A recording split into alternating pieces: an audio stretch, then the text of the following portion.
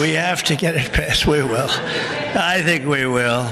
But I don't think we'll have any Democrat votes. If we don't get it passed, what would happen is your taxes go up 68%. Think of that.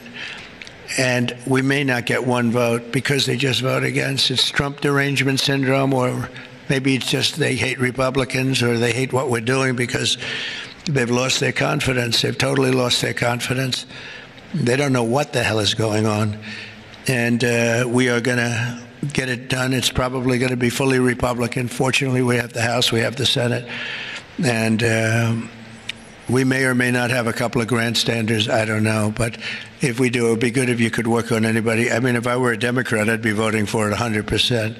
Because I think it's very dangerous politically not to vote for it. Think of it, your taxes go up almost 68%. So, but it looks like we're in good shape, I think, and hopefully we'll get it approved. It'll be the biggest bill ever approved in the history of our country, and it'll be the biggest tax cut ever approved in the history of our country. And in addition to that, regulations, which I'm doing in and outside of the bill, will be as big or bigger than we did last time. We have the record for regulation cuts in the 4 years. We cut 4 times higher than any other president in a 4-year period. And we're talking about 8 years and 2-term presidents. We're 4 times higher than any other president in terms of regulation cuts. And I went to a friend of mine who happens to be in the room, one of the biggest business leaders. I won't mention him because I don't know, maybe he'll like it, maybe he won't. I said to him, so have you had your choice between the big tax cut last time and the big regulation cuts, which were the biggest, again, the biggest we've ever done? I would have said taxes, but he would have said regulation. I said, which was more important to you? Then he said, if I could only have one, yeah, if you could only have one, he said, most important would have been regulation. The regulation was more important than the tax cut. And, I mean, we cut your taxes from almost 40% down to 21%. Now we're bringing your taxes down from 21% to 15% if you build your product, make your product in the USA. So if you make it in the USA, those chips, those beautiful chips, will make those suckers in the USA, and you're going to be all the way down to 15%. And I think there's never been anything like it. So now we're at the lowest scale for a large country, by far the lowest scale. Our pro-jobs, pro-American economic policies are a major reason that businesses around the world have announced $5 trillion of investment since November 5th, and now we think it's up to plus $8 trillion, and they're really coming in. They're really coming in fast. Some of them don't bother calling us. Some of them don't even want meetings. They don't want. They just start their plants and start their factories. I want to express my tremendous appreciation to the business leaders here. You are really an amazing group. This is a who's who. I don't want to say, there's an expression if something ever went off, the entire industry would be wiped out, but I won't say that. I want to think very positively, and that could never happen here, could it? But I want to congratulate you all on your incredible success and accomplishments. You've been amazing. You're the biggest and the best. So I'd like to introduce some of you, President and CEO of Hyundai, Jose Munoz. Jose, thank you very much. You're fantastic.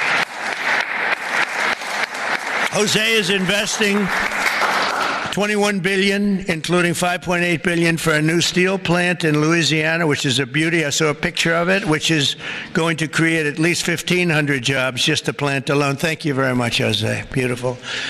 Chairman and CEO of global shipping giant CMA CGM, Rodolphe Sade. Thank you, Rodolphe. Thank you very much.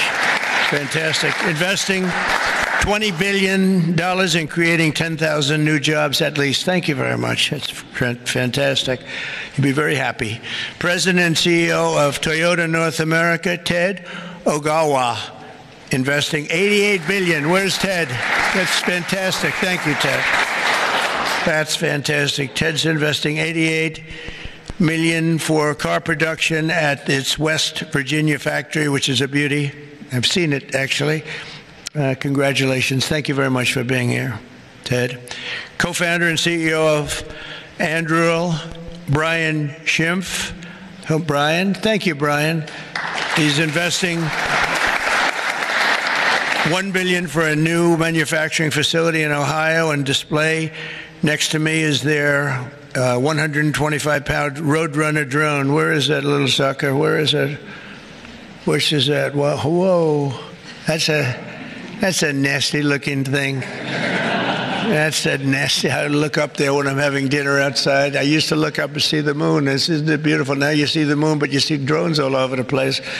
And I say, let's get the hell out of here. That's a good one, isn't it, huh? I can see it. CEO of Worldwide Amazon Stores, Doug Harrington. Thank you very much. Thank you, Doug, very much. Investing $4 billion this year alone, and I know they said they're going to be investing a lot over the next 2 years. We appreciate it very much. Thank you, and say hello to everybody. CEO of Venture Global, Mike Sable. Mike, thank you very much, Mike. Investing $18 billion in liquefied natural gas expansion in Louisiana. That's going to work out good. Thank you very much. President and CEO of Siemens USA, big company, Barbara Humpton. Thank you, Barbara. Thank you very much. Investing $285 million. Executive Global Chairman of Pratt Industries, friend of mine, Anthony Pratt. He's investing $5 billion. Thank you. Thank you, Anthony. I read a report that he's the richest man in Australia, but who the hell knows? Do you think you're the richest man in Australia? Close. I don't like to put you on the spot like that, Anthony, but that's pretty good. Thank you very much. That's great. $5 billion. Founder and CEO, Chobani Hamde Oliaka. Where are you? Thank you very much. Investing $1.2 billion. Thank you very much. CEO of Bell Brands USA, Yvonne Girard. Yvonne, thank you very much. Thank you very much. $350 million.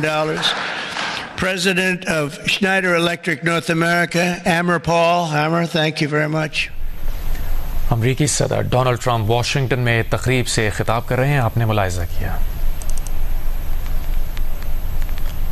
अक़वाम मुत्तहिदा में पाकिस्तान के मुस्तक़िल मंदूब आसिम इफ्तिखार ने कहा है कि भारत सियासी बुनियादों पर और गैर ज़िम्मेदाराना अंदाज से इंतहाई इश्तियाल अंगेज़ी पर उतरा हुआ है, जो कि इलाक़ाई अमन और इस्तेहकाम के लिए ख़तरा है।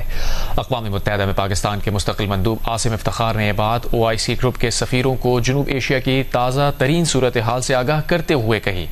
ये मीटिंग न्यूयॉर्क में हुई। पाकिस्तानी मिशन के मुताबिक OIC अरकान ने हुकूमत पाकिस्तान और पाकिस्तानी अवाम से अपनी मुकम्मल हिमायत और यकजहती का इजहार किया और जोर दिया कि सफारतकारी के जरिए कशीदगी ख़त्म की जाए और मसाइल की जड़ों को ख़त्म किया जाए, जिसमें जम्मू कश्मीर के तनाज़े का अक़वाम मुत्तहिदा की सलामती कौंसल और OIC की करारदादों के मुताबिक मुनसिफाना हल भी शामिल है।